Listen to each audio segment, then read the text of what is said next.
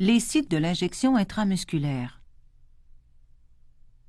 Une injection par voie intramusculaire, contrairement à une administration par voie buccale, permet aux médicaments d'être plus rapidement absorbés grâce au système vasculaire plus développé qu'offrent les muscles. Connaissant cette information, si l'ordonnance médicale vous donne le choix entre l'administration d'un médicament per os ou intramusculaire, et que l'état du client nécessite un effet rapide du médicament, vous choisirez la voie intramusculaire plutôt que la voie buccale.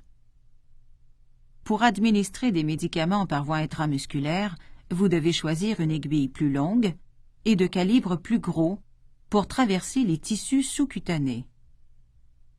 Cependant, vous devrez évaluer la masse et la quantité de tissu adipeux de la personne avant de choisir cette aiguille.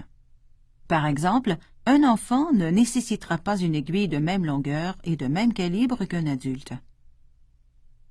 L'angle d'injection pour toutes les injections intramusculaires est de 90 degrés.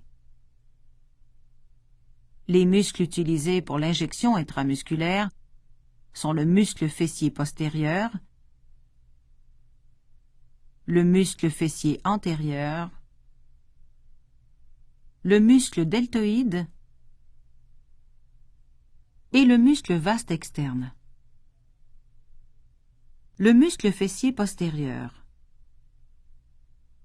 Bien que le plus fréquemment utilisé, et ce à cause de son volume, le muscle fessier postérieur présente le danger que l'on touche le nerf sciatique en procédant à l'injection, avec risque de paralysie. Vous devez donc être vigilant à cet égard.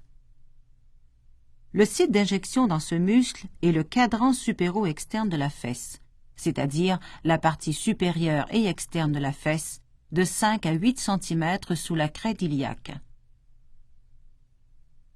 Deux méthodes sont utilisées pour délimiter ce site et éviter le nerf sciatique. Voici la première méthode. Installez le client en décubitus latéral ou ventral, puis divisez la fesse en 4, en traçant 2 lignes imaginaires, l'une horizontale à partir du haut du pli interfessier jusqu'à la crête iliaque, l'autre verticale, au milieu de la ligne horizontale. Le cadran supérieur externe est celui où vous administrez le médicament. Voici la deuxième méthode. Installez toujours le client en décubitus latéral ou ventral. Tirez une diagonale imaginaire entre l'épine iliaque postéro-supérieure et le grand trochanter du fémur. Le point d'injection se trouve au-dessus de la diagonale, dans la région fessière postérieure. Chez l'enfant, il est recommandé d'attendre 1 an après qu'il a commencé à marcher pour utiliser le muscle fessier postérieur. Ce muscle se développe avec la locomotion. L'abréviation pour indiquer ce site est QSE, cadran supérieur externe. On ajoute la lettre G ou D aux 3 premières lettres selon que le site est sur la fesse gauche ou droite. Par exemple, si vous administrez un médicament dans la fesse droite, vous inscrirez QSED. Le muscle fessier antérieur. Ce muscle est profond et situé loin du nerf sciatique. Cette voie est ainsi sans danger. Le muscle se reconnaît facilement grâce à un repère osseux proéminent. Voici la méthode pour bien localiser le muscle fessier antérieur. Placez la paume de votre main sur le grand trochanter de la hanche du client. Placez l'index sur l'épine iliaque antéro-postérieure et le majeur sur la crête iliaque de la fesse. Le triangle ainsi formé détermine votre site d'injection. Chez l'enfant, tout comme dans le cas du muscle fessier postérieur, il est recommandé d'attendre 1 an après qu'il a commencé à marcher pour utiliser ce muscle. Le muscle deltoïde. Le deltoïde est un autre muscle servant à l'administration de médicaments par voie intramusculaire. Ce muscle, facile d'accès, est cependant peu développé.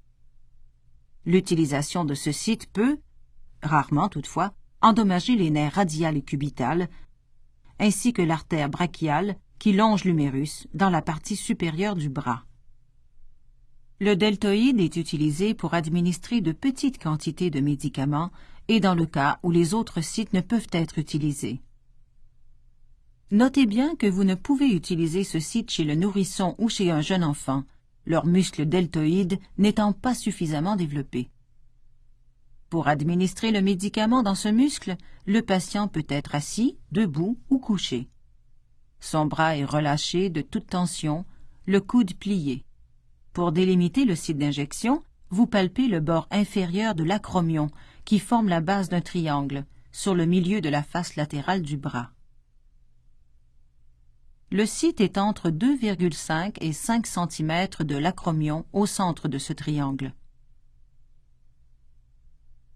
Vous pouvez aussi placer 4 doigts sur la largeur du muscle à partir de l'acromion pour déterminer le site d'injection.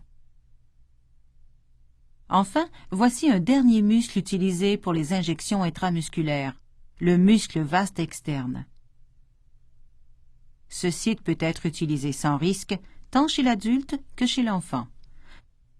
Ce muscle épais est situé sur la face latérale et antérieure de la cuisse.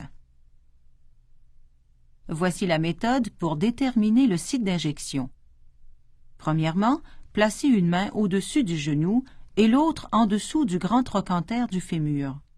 Tracez ensuite une ligne médiane sur la face antérieure de la cuisse. Puis, tracez une seconde ligne médiane, mais cette fois sur la face latérale de la cuisse. Finalement, reliez ces deux droites par une diagonale. Le site d'injection se trouve sur le tiers central de la diagonale. Résumons maintenant